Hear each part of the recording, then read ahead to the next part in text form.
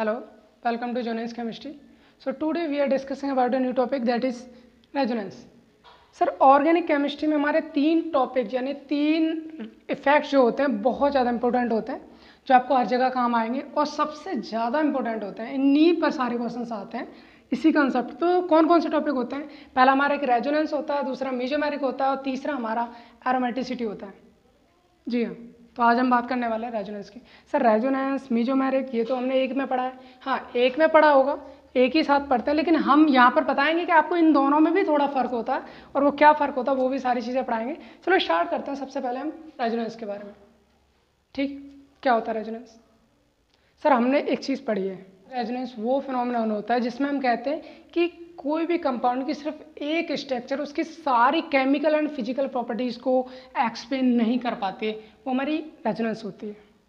ऐसा होता है, हाँ कुछ इसी टाइप की हम डेफिनेशन पढ़ते हैं रेजोनेंस की, कि इस टाइप से होता है कि हमारी कोई एक स्ट्रक्चर उसकी सारी केमिकल या फिजिकल प्रॉपर्टीज़ को एक्सप्लेन नहीं कर पा रही है, उसके एक से ज़्यादा स्ट्रक्चर्स बनाए जा सकते, तो वो हमारी रेजोनेंस कहलाती है, वो फिनोमेनन। ठीक है, मेरे को ये चीज़ थोड़ा सा समझ में आ रही है। एक्चुअल में रेजोनेंस होता है क्या? अगर मैं उसको समझने की बात करूँ तो ये जो मेरा हाथ है ये मेरा रेजोनेंस कर रहा है। मतलब सर ये मेरा जो हाथ है अपने इधर है राइट हैंड, फिर left right left right left नहीं होता रेजोनेंस। मतलब क्या है, ये अपनी पोजीशन से जाता है फिर वापस वहीं आता है, अपनी पोजीशन से डीलोकलाइज होता है फिर वापस वहीं पर लोकलाइज होता है। सर इसका मतलब क्या है? डीलोकलाइज का मतलब क्या है? डीलोकलाइज का जो मतलब होता है उसका मतलब है अपनी जगह से यानी अपनी लोकेशन को क्या कर देता है? छोड़ देता है, अपनी लोकेशन को छोड़ देता है और वापस अगर उसी पोजीशन पे आता है अपनी पोजीशन पे, तो वो जो फिनोमेनन होता है सर वो मेरी रेजोनेंस कहलाती है। गया वापस आया, चाहे वो उसी रूट से वापस आ रहा है या किसी और रूट से वापस आ रहा है, वो चीज़ मैटर नहीं करती है। सर रेजोनेंस क्या करता है?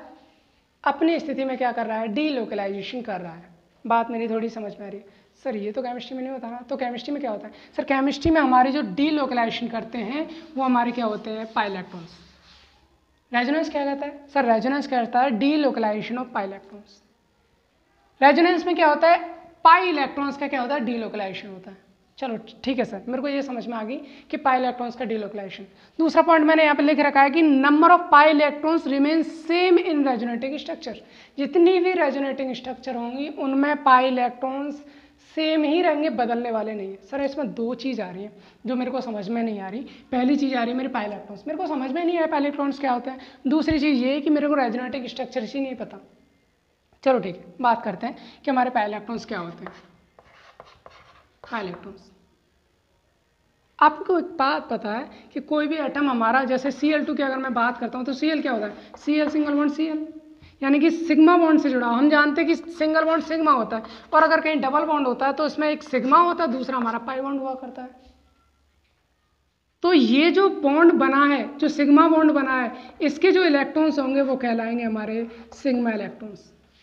और अगर कहीं पर क्या हुआ है? पाई बॉन्ड बना हुआ है, तो जो पाई बॉन्ड है उसके इलेक्ट्रॉन्स कहलाएंगे हमारे पाई इलेक्ट्रॉन्स। सर इतनी बात मेरे को समझ में आ गई, वो इलेक्ट्रॉन्स जो पाई बॉन्ड फॉर्म करते हैं वो मेरे क्या कहलाते हैं? पाई इलेक्ट्रॉन्स कहलाते हैं। सर यही इलेक्ट्रॉन क्या करेंगे? डीलोकलाइजेशन करेंगे हमारे रेजोनेंस के अंदर। ओके सर, इतनी बात समझ में आ गई। अब ये रेजोनेटिक स्ट्रक्चर्स क्या होती हैं? अभी हमने क्या सीखा? अभी हम ये कह रहे थे कि रेजोनेंस क्या होते हैं, उसमें कोई भी कंपाउंड की एक स्ट्रक्चर क्या करती है? सारी प्रॉपर्टी को नहीं बताती। तो उसी तरह देखो आपको एक एग्जाम्पल्स के बेस पर मैं समझाने की कोशिश करता हूँ। आप जानते हो कि ये बेंजीन का स्ट्रक्चर होता है, इस टाइप का कुछ होता है क्या? सर ये मेरा बेंजीन का स्ट्रक्चर नहीं है क्या? बिल्कुल सर, ये भी मेरा बेंजीन है, ये भी बेंजीन है, ये भी बेंजीन है। फ़र्क क्या है? सर इसमें डबल बॉन्ड यहाँ पर है और इसमें इस पर है, यानी पोजीशन क्या हो रही है? चेंज हो रही है। सर ये मेरे पाई बॉन्ड्स हुआ करते हैं। पाई बॉन्ड है, डबल बॉन्ड है तो एक पाई है तो इसके इलेक्ट्रॉन्स क्या है? Pi electrons. तो ये वाला क्या करेगा? ये इधर जाएगा, ये इधर जाएगा और ये इधर जाएगा, स्ट्रक्चर मेरी मिल जाएगी ये।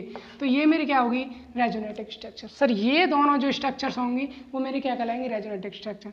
जब ये बॉन्ड इधर जाएगा, ये इधर जाएगा, ये इधर जाएगा, तो मेरी ये वाली मिल जाएगी, इससे ये, तो ये आपस में क्या हो रही है? कन्वर्ट हो रही है। कुछ प्रॉपर्टी बेंजीन की ये स्ट्रक्चर डिफाइन करती है, कुछ प्रॉपर्टीज हमारी ये स्ट्रक्चर डिफाइन करती है। सर मेरे को समझ में आ रहा है कुछ? कि एक ही स्ट्रक्चर मेरी सारी प्रॉपर्टीज़ को डिफाइन नहीं कर पा रही है, तो मुझे कुछ और स्ट्रक्चर की भी ज़रूरत पड़ी, तो ये मेरी दोनों आपस में क्या कहलाएंगी, resonant structure. Sir resonant structure वही होती हैं जिनमें हमारे क्या होते हैं, पाई इलेक्ट्रॉन सेम होते हैं। सर इसमें अगर मैं बात करूं 3 पाई बॉन्ड है, एक बॉन्ड में 2 इलेक्ट्रॉन्स होते हैं, तो सर मेरे 6 पाई इलेक्ट्रॉन्स हुए। इसमें कितने हैं, 6, और इसमें भी कितने हैं, 6। सर इसमें पाई इलेक्ट्रॉन्स मेरे सेम है, तो मैं क्या कह रहा हूँ, डीलोकलाइजेशन ऑफ पाई इलेक्ट्रॉन्स होता है, दूसरा मेरा number of pi electron remain same in the resonating structures. Sir ये मेरी रेजोनेटिक स्ट्रक्चर्स, बात समझ में आ रही है। जब ये रेजोनेंस करते हैं, तो इसके लिए मैं क्या करता हूँ, एक स्ट्रक्चर हम बना देते हैं, फाइनल जो होती है बेंजीन की, वो इस टाइप की आपने देखी है। इसका मतलब क्या है, सर ये मेरी रेजोनेंट स्ट्रक्चर है, जिन्हें हम कैनोनिकल स्ट्रक्चर्स भी बोलते हैं, और ये मेरी क्या है, रेजोनेंस हाइब्रिड स्ट्रक्चर है। ये मेरी क्या है, resonance hybrid structure, hybrid structure. ये मेरी रेजोनेटिक स्ट्रक्चर्स हैं, कैनोनिकल स्ट्रक्चर, और ये मेरी क्या रेजोनेटिक हाइब्रिड स्ट्रक्चर है। ये क्या होता है, जब ये आपस में रेजोनेंस करते हैं, जब ये इनमें डीलोकलाइजेशन होता है, तो इसमें क्या होता है, स्टेबिलिटी आ जाती है, इनकी क्या होती है, थोड़ा स्टेबल हो जाते हैं, और हमारी ये वाली प्रोडक्ट हमारी ये क्या है, ये इन दोनों को डिफाइन करती है, यानी कि इन सबकी प्रॉपर्टी अब इसके अंदर आ गई। यानी कि ये जो पाई बॉन्ड्स है या पाई इलेक्ट्रॉन्स है, वो क्या है, यहाँ पर लोकलाइज ना होकर वो क्या कर रहे हैं, जगह जगह पर जा रहे हैं, तो उसमें क्या है, ये सारे रिंग में, पूरी रिंग में क्या कर रहे हैं, डीलोकलाइजेशन करते जा रहे हैं। बात मेरी यहाँ पर थोड़ी समझ में आ रही है। तो सर ये मेरी क्या होगी, रेजोनेंस की हाइब्रिड स्ट्रक्चर होगी। अगर मैं इसको मैं क्या करता हूँ, मैं इसको एक ग्राफ की तरह लेके चलता हूँ। मैं क्या करता हूँ, एक ग्राफ के तौर पे मैं समझने की कोशिश करता हूँ। तो मैंने एक स्टाइल पे कर दिया, इधर मेरी पोटेंशियल एनर्जी है, ठीक है। तो मैं क्या करूँगा कि ये अगर मैं मानता हूँ, ये जैसे मेरी ए हो गई स्ट्रक्चर, जैसे अभी मैंने 2 स्ट्रक्चर बनाई थी लाइक दिस, और एक मेरी ये बी हो गई, ये स्ट्रक्चर्स है। जब ये दोनों क्या है, हाइब्रिड स्ट्रक्चर है, सॉरी रेजोनेटिक स्ट्रक्चर है, कैनोनिकल स्ट्रक्चर। जब इनमें रेजोनेंस होता है, तो इसका क्या होता है, ग्राफ कुछ इस टाइप से आता है। यानी कि यहाँ पर क्या होगी, इन दोनों की जो हाइब्रिड स्ट्रक्चर ये बनेगी, उसकी एनर्जी क्या होगी, थोड़ी सी कम हो जाएगी। एनर्जी कम क्यों हो जाएगी, एनर्जी कम मतलब जब स्टेबिलिटी आती है तो एनर्जी कम होती है ना, जिसकी एनर्जी कम है वो ज़्यादा स्टेबल है, और जिसकी एनर्जी ज़्यादा है वो स्टेबल कम होता है। तो बात समझ में आ रही है, ये चीज़ क्या होगी, स्टेबल होगी, ये रेजोनेंस होता है। अच्छा चलो ठीक है, इतनी बात मेरे को समझ में आई। तो मैं कुछ एक और एग्जांपल्स को लेकर समझने की कोशिश करता हूँ। क्या है, मैंने एग्जांपल ले लिया, ये क्या लिया है मैंने, CH2 double bond CH single bond CH2 positive. मैंने ये एग्जांपल ले लिया, CH2 double bond CH single bond CH2 positive. इसमें क्या होता है, सर ये बॉन्ड इधर टूट सकता है। अगर इधर टूटेगा तो क्या होगा, CH2 सिंगल बॉन्ड CH इधर से टूटा, यहाँ पर पॉजिटिव आएगा, और इस पर क्या आएगा, negative single bond CH2 positive. अब ये पॉजिटिव ये नेगेटिव क्या करते हैं, आपस में बॉन्ड बना सकते हैं। तो क्या बन जाएगा मेरा, CH2 positive single bond CH double bond CH2, क्योंकि दोनों क्या कर लेंगे, बॉन्ड बना लेंगे। सर इस स्ट्रक्चर को थोड़ा सा गौर से देखोगे तो क्या हुआ है, ये हुआ है इसमें कि ये बॉन्ड इधर पहुंच गया, ये बॉन्ड कहाँ पहुंच गया, इधर। यानी पाई इलेक्ट्रॉन्स का क्या हो गया, डीलोकलाइजेशन हो गया, पाई इलेक्ट्रॉन का डीलोकलाइजेशन हो गया, और मुझे ये वाली स्ट्रक्चर मिल गई। सर ये फिनोमेनन क्या कहलाती है, मेरी रेजोनेंस कहलाती है। ये फिनोमेनन क्या कहलाती है, मेरी रेजोनेंस कहलाती है। बात समझ में आ रही है। ओके, मैं एक और एग्जांपल लेने की कोशिश करता हूँ, ठीक है। मैं इस वाले लेता हूँ, एक इनऑर्गेनिक कंपाउंड होता है, तो उसमें क्या होता है, मेरा कार्बोनेट होता है, मेरा CO3 माइनस माइनस, ठीक है, CO3 2 माइनस। इसमें कैसे होती है, ये कार्बन है मेरा, इससे मेरे double bond O single bond O और सिंगल बॉन्ड O, ये क्या होती है, मेरे इसके स्ट्रक्चर्स हुआ करते हैं।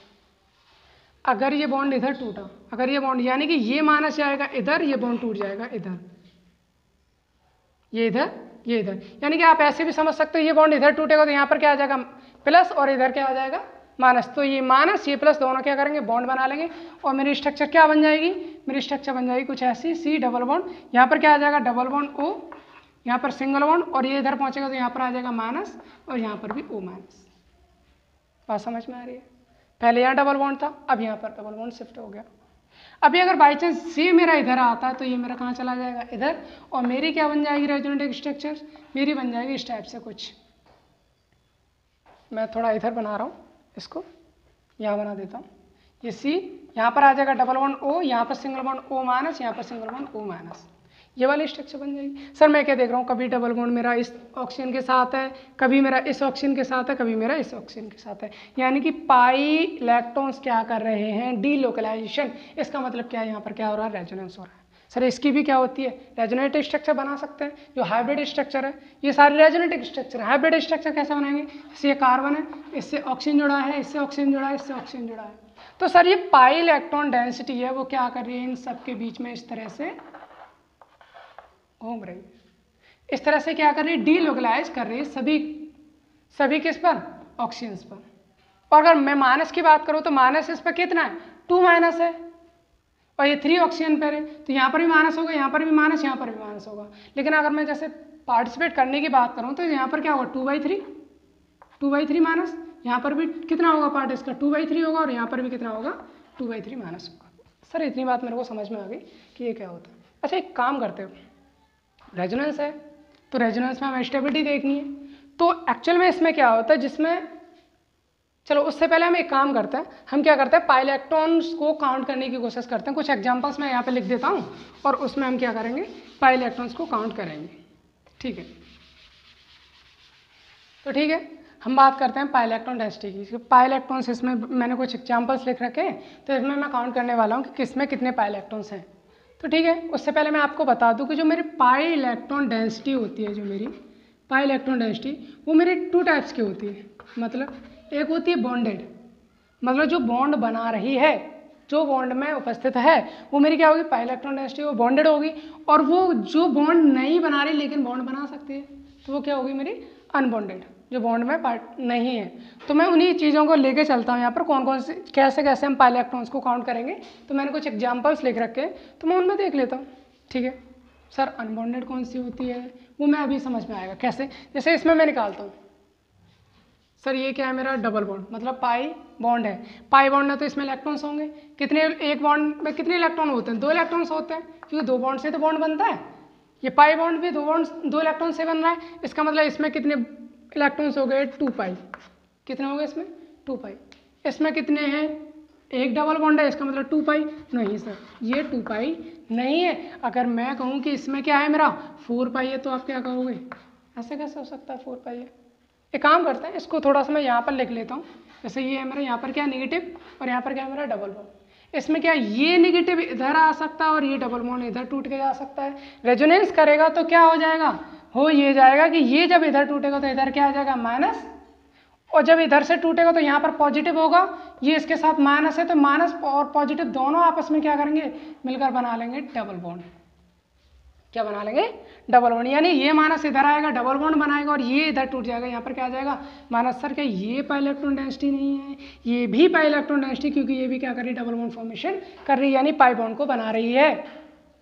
मेरी समझ में आ रही। तो अब मैं कह सकता हूँ सर, जो अगर मेरा जो डबल बॉन्ड है, अगर उसके कॉन्जुगेशन में आपको पहले बता चुका हूँ, उसके कॉन्जुगेशन में यानी उससे सिंगल बॉन्ड से डायरेक्टली अगर कोई नेगेटिव है या उसमें कोई लोन पेयर ऑफ इलेक्ट्रॉन है, वो भी हमारे पाई इलेक्ट्रॉन्स में काउंट किए जाते हैं।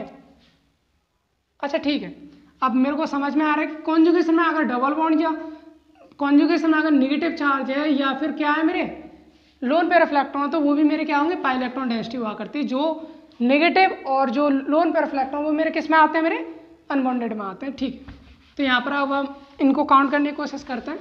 तो यहाँ पर इसमें कितने हैं मेरे पाई इलेक्ट्रॉन्स, 4। बात समझ में आ गई, मेरे 4 ही है। ठीक है, अगर मैं इस एग्जाम्पल की बात करूँ तो इसमें क्या है, इसमें मेरे कितने पाई इलेक्ट्रॉन्स होंगे। सर इसको देखो, ये नेगेटिव क्या, इसके कॉन्जुगेशन में क्या नहीं है, तो ये मेरा पाई इलेक्ट्रॉन डेंसिटी में काउंट नहीं किया जाएगा, क्योंकि ये इसके कॉन्जुगेशन में, क्योंकि ये डबल बॉन्ड इसके अगर इस कार्बन पर होता ये नेगेटिव, तो मैं क्या कह सकता था, ये पाई इलेक्ट्रॉन डेंसिटी है। लेकिन ये क्या है, पाई इलेक्ट्रॉन डेंसिटी नहीं है, क्योंकि ये इधर आएगा तो इधर कोई भी डबल बॉन्ड शिफ्ट नहीं होगा, इसमें कोई रेजोनेंस नहीं है तो इसमें कितने होंगे मेरे 2 पाई इलेक्ट्रॉन्स। ठीक है सर, इसमें अगर मैं बात करूँ, ये मेरा डबल बॉन्ड है, 2 तो ये हो गए, ये मेरा नेगेटिव है, ये मेरा इधर आएगा तो डबल बॉन्ड इधर, ये रेजोनेंस में क्योंकि इसके कॉन्जुगेशन में, तो ये भी काउंट होगा। लेकिन ये कॉन्जुगेशन में तो ये काउंट मेरा नहीं होगा। तो कितने होंगे इसमें, 4 पाई इलेक्ट्रॉन्स। अगर मैं इसकी बात करूं तो ये डबल बॉन्ड, इसके कॉन्जुगेशन में क्या है, लोन पेयर ऑफ इलेक्ट्रॉन, तो ये क्या हो जाएंगे, ये भी मेरे क्या हो जाएंगे, 4 पाई इलेक्ट्रॉन्स।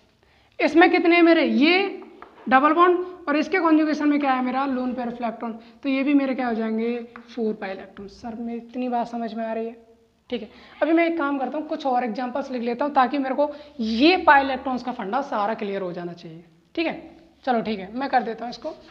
ठीक है, मैंने कुछ और एग्जांपल्स लिख लिए, तो इनमें भी मैं क्या करता हूँ पाई इलेक्ट्रॉन्स को काउंट करने की कोशिश करता हूँ। ठीक है, सबसे पहले यहाँ पर देखते हैं।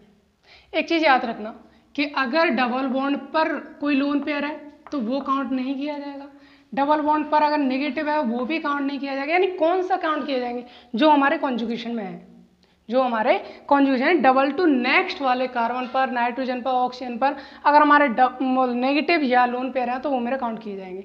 ठीक है, इतनी बात मेरे समझ में आ रही है। एक चीज़ और क्या, एक चीज़ दूसरी ये है कि अगर हमारा क्या है कि किसी भी कॉन्जुगेशन में तो है, कॉन्जुगेशन में है लेकिन उस पर लोन पेयर भी है और नेगेटिव दोनों भी है, दोनों चीज़ें, तो कोई एक चीज़ काउंट की जाएगी, दोनों नहीं करेंगे। यानी नेगेटिव को हम काउंट में लेंगे, फिर लोन पेयर को नहीं लेंगे। ठीक है, और अगर कंडीशन ये आ गई मेरे पास में कि कॉन्जुगेशन में है लेकिन उस पर क्या है 2 लोन पेयर है या 3 लोन पेयर है, तो उनमें से सिर्फ एक ही लोन पेयर को हम काउंट करेंगे, 2 को नहीं करेंगे। चलो ठीक है, अब मैं पाई इलेक्ट्रॉन डेंसिटी यहाँ पर निकालने की कोशिश करता हूँ। ठीक है सर, मैं क्या देखता हूँ, यहाँ पर मेरा डबल बॉन्ड है, 2 पाई यहाँ हो गए, ये मेरा कॉन्जुगेशन में है। ठीक है, ये भी पाई में काउंट होगा, ये भी मेरा कॉन्जुगेशन में, ये भी काउंट होगा, तो मेरा क्या हो गया 6 पाई इलेक्ट्रॉन्स हो गए। इसमें बात करूँ 2, 2 एंड 2 सारे कॉन्जुगेशन में, इसका मतलब 6 पाई इलेक्ट्रॉन्स। यहाँ बात करूँ ये 2 पाई इलेक्ट्रॉन्स, क्या ये कॉन्जुगेशन में? बिल्कुल नहीं, इसमें कोई कॉन्जुगेशन नहीं है क्योंकि ये डबल टू नेक्स्ट कार्बन पर नहीं लगा, डबल टू नेक्स्ट कार्बन पर लोन पेयर नहीं है, ये किस पर? ऑक्सीजन पर, उससे भी नेक्स्ट है, तो ये मेरा कॉन्जुगेशन में नहीं है, तो यहाँ पर क्या होगा मेरा 2 पाई इलेक्ट्रॉन्स। ओके, नेक्स्ट इसमें अगर मैं बात करता हूँ, इसमें ये पाई इलेक्ट्रॉन्स है 2 पाई इलेक्ट्रॉन्स, क्या नाइट्रोजन वाले भी पाई इलेक्ट्रॉन में काउंटिंग होंगे? नहीं, क्योंकि ये कॉन्जुगेशन में नहीं है, उसी के ऊपर है, डबल बॉन्ड वाले के नाइट्रोजन के ऊपर ही है, तो इनको काउंट में नहीं लेंगे, तो इसमें भी क्या होगा मेरा 2 पाई इलेक्ट्रॉन्स होगा। ठीक है, इसमें अगर मैं बात करूँ ये डबल बॉन्ड 2 पाई, ये कॉन्जुगेशन, इसमें क्या देख रहा हूँ नेगेटिव भी है लेकिन लोन पेयर भी है, तो दोनों में से क्या, अगर बताया मैंने अभी एक ही चीज़ काउंट करते हैं तो क्या होगा इसमें 4 पाई इलेक्ट्रॉन्स। अगर मैं इसमें बात करूं ये डबल बॉन्ड, इसके कॉन्जुगेशन में ये लोन पेयर, यानी 2 ये कितने हो गए 4, क्या ये लोन पेयर भी इसके कॉन्जुगेशन में? क्या नहीं, ये क्या डबल टू नेक्स्ट यहाँ है, उसके भी नेक्स्ट है, तो ये कॉन्जुगेशन में नहीं, ये कॉन्जुगेशन में, तो कितने हो गए मेरे 4 पाई इलेक्ट्रॉन्स। इसमें मैं बात करूँ 2, 2, 2 कितने हो गए 6 पाई इलेक्ट्रॉन्स। इसमें मैं बात करूं सर यहाँ पर भी लोन पेयर होता है, क्या ये काउंट होगा? क्या नहीं होगा, ये काउंट हमारा नहीं होगा क्योंकि डबल बॉन्ड पे लगा हुआ है, तो मैं क्या करूँ 2, 2, 2 कितने हो गए मेरे 6 पाई इलेक्ट्रॉन्स हो गए। सर मुझे लगता है कि आपको अब पाई इलेक्ट्रॉन्स का फंडा समझ में आ गया होगा कि पाई इलेक्ट्रॉन्स को हम कैसे काउंट कर सकते हैं। अच्छा ठीक है, अब रेजोनेंस के बेस पर कौन कौन से कंपाउंड कैसे कैसे स्टेबल होते हैं, तो उसके लिए मैं क्या करता हूँ, उसके लिए एक रूल होता है, एक तरीका होता है उनको देखने का, तो वो मैं यहाँ पर लिख देता हूँ ताकि आप उनमें से देखकर बता सकते हैं कि पहले हमें किस चीज़ को प्रेफरेंस देना चाहिए, किसको नहीं देना चाहिए। तो ठीक है, मैं इनको मिटाता हूँ। और हाँ, ये पाई इलेक्ट्रॉन्स का जो फंडा है काउंट करने का, ये जरूर आपको आना चाहिए क्योंकि आगे आप पढ़ने वाले एरोमेटिसिटी, सब बहुत ज़रूरत पड़ने वाले एरोमेटिसिटी में, इस पाई इलेक्ट्रॉन को काउंट करने की बहुत ज़रूरत पड़ने वाली है। तो ठीक है, मैं यहाँ पर लिख देता हूँ, अब क्या लिख देता हूँ, तो ठीक है मैंने यहाँ पर लिख दिया, क्या लिख दिया, कुछ मैंने लिख दिया कि जो रेजोनेंस होता है उसमें स्टेबिलिटी हम देखते हैं, तो रेजोनेंस में क्या देख रहे हैं, स्टेबिलिटी। अगर कोई एक ही कंपाउंड दे रखा है, उसके बहुत सारे फॉर्म्स लिख रखे हैं रेजोनेटिक स्ट्रक्चर्स, तो उसमें से अगर हमें पता करना है कि कौन सी स्ट्रक्चर ज़्यादा स्टेबल है, कौन सी कम स्टेबल है, तो वही चीज़ देख रहे हैं हम। तो उसमें देखना क्या पड़ता है, देखना हमें पड़ता है कि ये कुछ मैंने पॉइंट लिख दिए हैं, उसको सीक्वेंस में लिखाया मैंने। तो क्या सबसे पहले देखते हैं मैक्सिमम कोवेलेंट बॉन्ड, जिस भी रेजोनेटिक स्ट्रक्चर में ज़्यादा कोवेलेंट बॉन्ड होंगे वो ज़्यादा स्टेबल है। ठीक है, दूसरा पॉइंट ऑक्टेट, सर जितने भी एटम्स वहाँ लगे होंगे उनका ऑक्टेट कंप्लीट होना चाहिए, अगर किसी स्ट्रक्चर में उसका ऑक्टेट कंप्लीट नहीं है तो वो क्या होगा, कम स्टेबल होगी। अगला, neutral species will more stable then the charge species, मतलब क्या है, मतलब ये कि जो भी न्यूट्रल है, मतलब जिस पर कोई चार्ज नहीं है, वो मतलब जो न्यूट्रल है वो ज़्यादा स्टेबल होती है। चार्ज स्पीसीज अगर किसी पे पॉजिटिव लगा है, नेगेटिव लगा है, तो वो कम स्टेबल हो जाती है। बात समझ में आ रही है? ओके, नेक्स्ट है इलेक्ट्रोनेगेटिव, जो नेगेटिव चार्ज होता है, हमारा जो नेगेटिव चार्ज होता है सॉरी, जो नेगेटिव चार्ज होता है वो कहाँ होना चाहिए, इलेक्ट्रोनेगेटिव एटम पर रहेगा तो वो ज़्यादा स्टेबल रहेगी बजाय किसी और के। इलेक्ट्रोनेगेटिव एटम पर होना चाहिए नेगेटिव चार्ज, ठीक है, ये भी बात मेरे समझ में आ गई। अगली जो लास्ट पॉइंट है वो है मेरा चार्ज सेपरेशन। चार्ज सेपरेशन का मतलब क्या है कि अगर सेम चार्ज है, अगर हमारे सेम चार्ज हैं किसी में, तो वो हमारे दूर दूर होने चाहिए, और अगर अपोजिट चार्ज है तो वो पास पास होने चाहिए। ये मेरा क्या है, मेरा सीक्वेंस है, और उसके कुछ रूल्स मैंने लिख दिए यहाँ पे, ठीक है। अब मैंने क्या कर दिया, यहाँ पर 2 क्वेश्चन लेकर रखे हैं और इनमें से मैं देखना चाहता हूँ कि ये मेरा पहला क्वेश्चन ले रखा है HCN का। इसमें मैं पूछ रहा हूँ कि 3 स्ट्रक्चर्स मैंने HCN की बना रखी हैं, ये मेरी तीनों रेजोनेटिंग स्ट्रक्चर्स हैं। अब मैं जानना ये चाहता हूँ कि इन तीनों में से स्टेबल स्ट्रक्चर्स मेरी कौन सी है, ठीक है। मैं इसकी देखता हूँ। सबसे पहले मेरा रूल कहता है कि मैक्सिमम कोवेलेंट बॉन्ड होने चाहिए। अगर मैं इसमें देखूँ, काउंट करूँ, 1 2 3 4 कोवेलेंट बॉन्ड है, 3 हैं, मतलब मैक्सिमम कोवेलेंट मतलब ये, इसका मतलब ए तो सबसे ज़्यादा स्टेबल हो गया, ए क्या हो गया, सबसे ज़्यादा स्टेबल हो गया। अब BC में अगर मैं बात करूं तो मैं क्या देखता हूं, देखो ऑक्टेट कंप्लीट, ऑक्टेट सबका कंप्लीट है, सबका नहीं है, कोई बात नहीं। हमें क्या देख रहे हैं, इसमें देखना है, इसके बाद में हमें इसका ऑक्टेट कंप्लीट नहीं है बट इसका है, तो इसका मतलब C ज़्यादा स्टेबल होगा हमारा किससे, BC। इससे भी देख सकते हो, क्या देख सकते हो कि इलेक्ट्रॉन नेगेटिव एटम पर नेगेटिव चार्ज होना चाहिए। यहाँ पर नाइट्रोजन हमारा इलेक्ट्रॉन नेगेटिव एटम होता है, लेकिन इस पर क्या लगा, पॉजिटिव, और इस पर क्या लगा, नेगेटिव। इसका मतलब C ज़्यादा स्टेबल होगा हमारा BC। आई थिंक आपको समझ में आ गई। इसका ऑर्डर क्या होगा, ACB, ओके। अगर मैं इस वाले की बात करूँ, इस वाले एग्जाम्पल की, तो मैं क्या देखूँ, वही चीज़ यहाँ पर लिखा हुआ है, मैक्सिमम कोवेलेंट बॉन्ड, काउंट करो, 1 2 3 4 है, 3 है, 3 है, 4 है। इसका मतलब ये दोनों ज़्यादा स्टेबल होंगे इन दोनों से। इतनी बात तो समझ में आ गई, ये दोनों ज़्यादा स्टेबल होंगे इन दोनों से, ठीक है सर, मेरे को इतनी बात समझ में आ गई, ये दोनों स्टेबल है। अब इन दोनों में से भी तो कौन होगा ये भी तो पता चलना चाहिए ना, तो ठीक है। उसके बाद हमारा ऑक्टेट आ रहा है, सर ऑक्टेट इसमें भी कंप्लीट है, और इसमें क्या है, इसमें इनकम्प्लीट है, सर इसमें ऑक्सीजन का ऑक्टेट कंप्लीट नहीं है। और अगली बात आप देखोगे तो क्या है, इलेक्ट्रोनेगेटिव एटम पर पॉजिटिव चार्ज लगा है, वैसे भी कम स्टेबल हो गया कि नहीं हो गया। तो इसमें हम कह सकते हैं, और एक और पॉइंट हमारा ये है कि neutral species more stable then the other. तो ये न्यूट्रल है बट इसमें क्या है, चार्ज है, तो इसका मतलब मैं लिख सकता हूँ यहाँ पर, मैं इसका ऑर्डर मिटा देता हूँ, मैं यहीं पर इसका ऑर्डर लिख रहा हूँ। तो मैं कह सकता हूँ सबसे ज़्यादा स्टेबल मेरा A होगा, क्योंकि न्यूट्रल है और कोवेलेंट बॉन्ड भी ज़्यादा है। दूसरे नंबर पे इस पर कोवेलेंट बॉन्ड ज़्यादा है, तो मेरा क्या हो गया, फिर D हो गया। अब इन दोनों की बारी आई। अब इन दोनों में से देखो, सर यहाँ पर इलेक्ट्रोनेगेटिव एटम पर पॉजिटिव चार्ज लगा है, यहाँ पर इलेक्ट्रोनेगेटिव एटम पर क्या लगा है, नेगेटिव चार्ज। इसका मतलब इलेक्ट्रोनेगेटिव एटम पर नेगेटिव ही होना चाहिए तभी स्टेबल होगा। तो ये अनस्टेबल हो गया, ये स्टेबल हो, तो क्या आ गया, फिर B स्टेबल है। फिर सबसे अनस्टेबल कौन है हमारा, C। तो इसका ऑर्डर क्या हो गया, ADBC। बात समझ में आ रही है, ठीक है। सर मैं एक एग्जाम्पल और ले लेता हूँ, क्या एग्जाम्पल है वो, डाइएजोमेथेन का, CH2,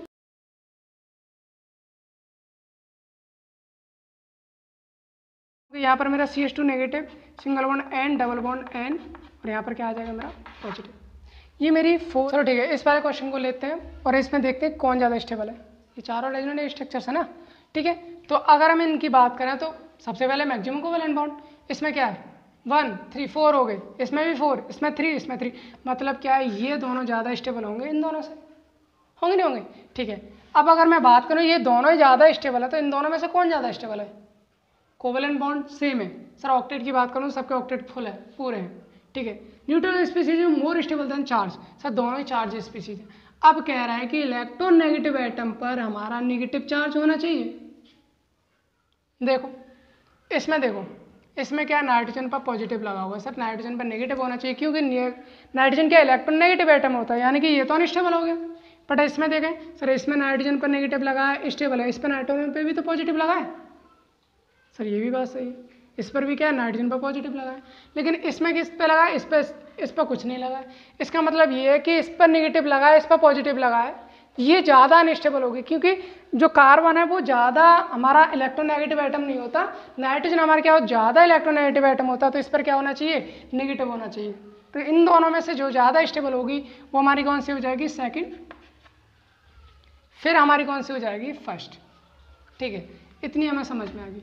अब अगर इनकी बात करें, इन दोनों में से बात करें, तो इन दोनों में क्या होगा सर, इलेक्ट्रोनेगेटिव आइटम पर नेगेटिव चार्ज, यहाँ पर नाइट्रोजन पर नेगेटिव लग रहा है लेकिन यहाँ पर नाइट्रोजन पर पॉजिटिव लग रहा है, तो कौन ज़्यादा स्टेबल होगी इसमें से 3, और फिर कौन सी होगी हमारी 4।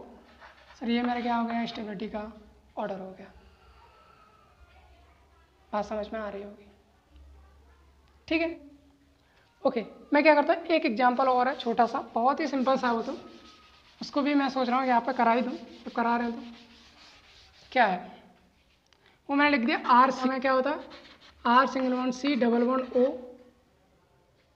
या ट्रिपल बॉन्ड ओ पॉजिटिव, और क्या है R single bond C double bond O यहाँ पर पॉजिटिव। कौन ज़्यादा स्टेबल है, पहले से पॉइंट से पता पड़ sir maximum double bond, sir maximum covalent bond किस में, इसमें ज़्यादा, तो ये ज़्यादा स्टेबल होगा, ठीक है सर। तो रेजोनेंस के लिए अभी इस लेक्चर में हम इतना करने वाले हैं, अगले आने वाले लेक्चर्स में हम रेजोनेंस से जो स्टेबिलिटी किस किस की बताता है, हमारे एल्कीन की बताता है, हमारे कार्बोकेटाइन की बताता है, या फिर मतलब एनायन की बताया, रेडिकल की बताया, तो वो सारे इसके एप्लीकेशन पार्ट की बात करने वाले हैं अगले लेक्चर में। तो इस लेक्चर के लिए thank you, all the best. और अगर लेक्चर पसंद आ रहे हो हमारे, तो जुड़े रहिए हमारे जॉनेस केमिस्ट्री के साथ, और वीडियो को लाइक करें, कमेंट करें, शेयर करें और सब्सक्राइब भी करें, ताकि हमारी सारी वीडियोज़ के नोटिफिकेशन आपको मिलते रहें। Thank you.